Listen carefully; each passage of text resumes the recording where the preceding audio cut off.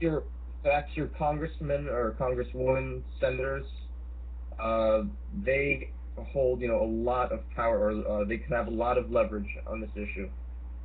So that's a great place to start at. Okay. Or just a good old fashioned protest, Yeah, we need to see some more because actually when it comes to the environment. We seem to have gone in the 90s. It was all about. I was hearing also from the documentary yesterday that in the 90s it was all about the rainforest, and Sting and this and U2 and everybody. And now it's the war and poverty, and we've forgotten completely about nature. And I guess now they're going to go into carbon taxing and whatnot. But it's just like the show.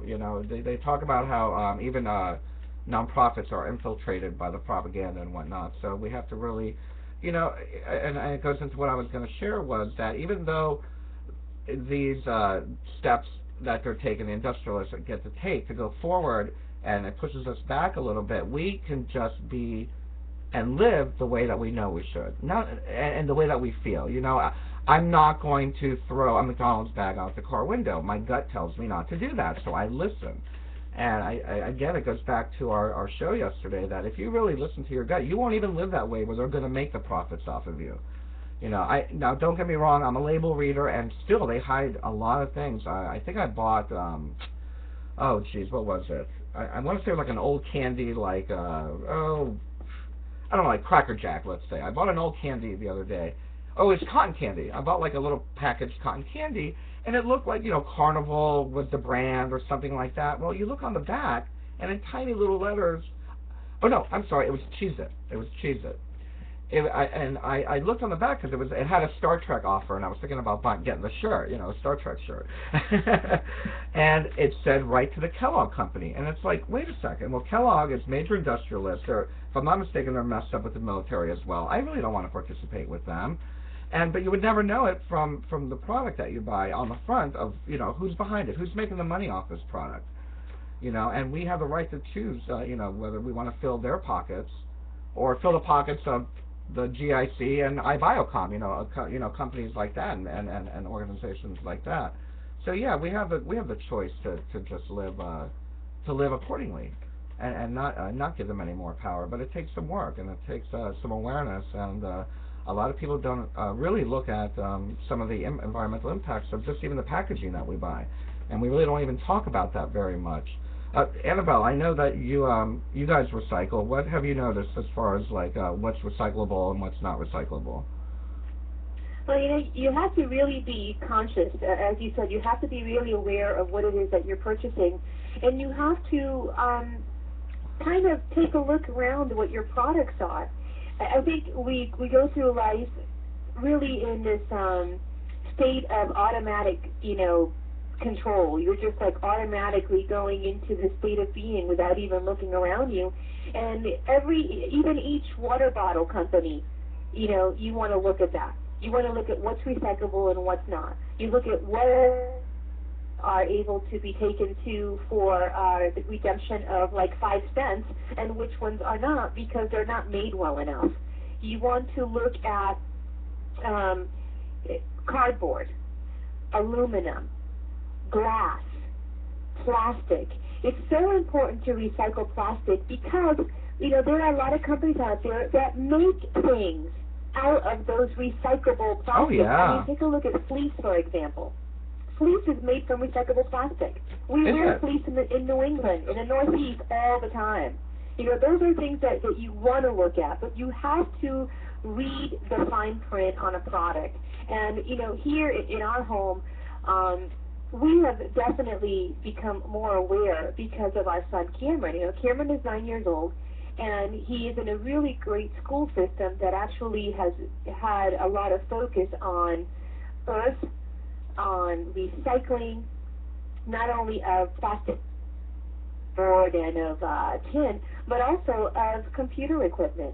Oh yeah. In this town, we actually have a group of kids that from middle school began an award-winning team that recycles computer products. And these kids have been in business now for about 5 years now, I would say. And I mean, they have gotten awards from, other countries because of their conscious awareness when it comes to recyclables of a computer, because there's mercury involved in so many of these products. Yeah. So there's gold in computers also, by the way. Excuse me? There is gold in computers, actually. There's yes, there's gold. There's an amount of gold inside that's recyclable. I mean, you look at those new fluorescent bulbs that are supposed to be much better. You have to recycle those. There's mercury in them. Yeah. You have to recycle them, and a lot of people don't realize that they have to do that. They have to dispose of them in a very specific way. Your ink from your printers, you have to dispose of in a specific way. So we do need to be more conscious. You know, if you want to go out and have a garden right now, which we do, you really need to think about it, because you've got to take away the topsoil, because it's no good anymore. Yeah. You know, there's a lot of different things. If you want to go organic, you got to work at it. Yeah, you got to replace it. These are the things that people aren't really willing to do, because we're just freaking lazy. Well, you know what? We've gotten so lazy in America. It's so sad. I got to tell you, I was just about to bring that up. It's like, well, you know what? They make it so freaking hard. You know, it's like you're as if you know, life isn't busy enough. Now I got to worry about throwing this over here and throwing this over there, and you know, it's like, you know, it's funny because where I live, the person I live with is really big about the battery thing. It's like, no, don't buy those batteries, buy rechargeable batteries, you know. Do you know what that does to the landfill? And, you know, and it's true. You know, all of these things are very true, but it seems like, you know, our retail system, for lack of a better term, hasn't really figured out a way to, you know, make packaging and or the disposal of these products very easy. They worry about selling it, but they don't worry about what happens to it after they sell it. I differ on that, Bernard, because I do believe that they know how to do this. They're not choosing to do it because it's not economically profitable for them, because their bottom line will be affected, and that is why they're choosing not to. That's why all these corporations are going to India, why they're going to China, because there are no regulations about pollution, emissions. There's no regulations. So, you know, they're not going to trash this country much more, because we're all going to be in upheaval about it. So they're going to go to India.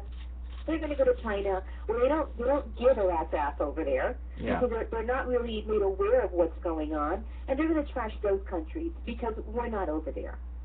And if we allow them to, they'll trash the moon. They'll trash Mars. They'll trash space. Well, they already trash space. You know? We already have tons of space junk up there, and you know, you make a great point when you're talking about all the computer parts, is that technology has been a very huge contributing factor to you know, non-recyclable or you know, non-environmentally friendly materials that are being thrown into landfills. You know, computers and screens, your LED screens, and I mean, what do people do with old computers when they become obsolete? They just toss them out. You can't sell them. You can't, you know, you're not really going to sell them for parts because the parts are obsolete, you know, and they really, you know, nobody considers these things. You know, what can we do with this stuff? You know, if we're going to do it, I mean, look at human waste. At least human waste it can help the soil. You know what I'm saying?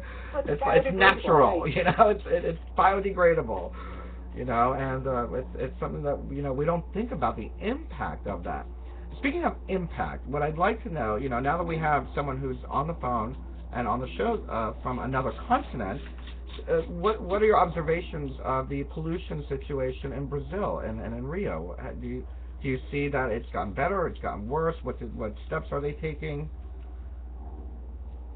In this sense, I guess Brazil is emulating the United States as far as, you know, like recycling efforts and all that we just talked about. Okay, good. Like, you know, you see, like, when you see some trash cans, like, on the street, you know, sometimes you'll see, like, oh, plastic sphere, you know, glass, paper.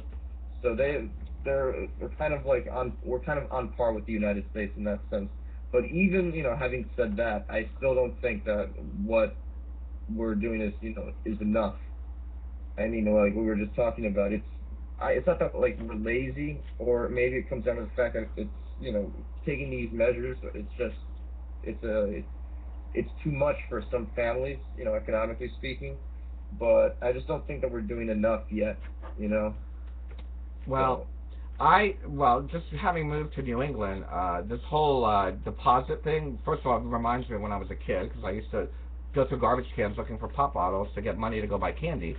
But it's like, it's so cool for me. I get excited every time I go to the recycler. It's like, hey, I'm getting money for this. I don't know why they don't do that in every state. You know, it's like, hey, every can is a nickel.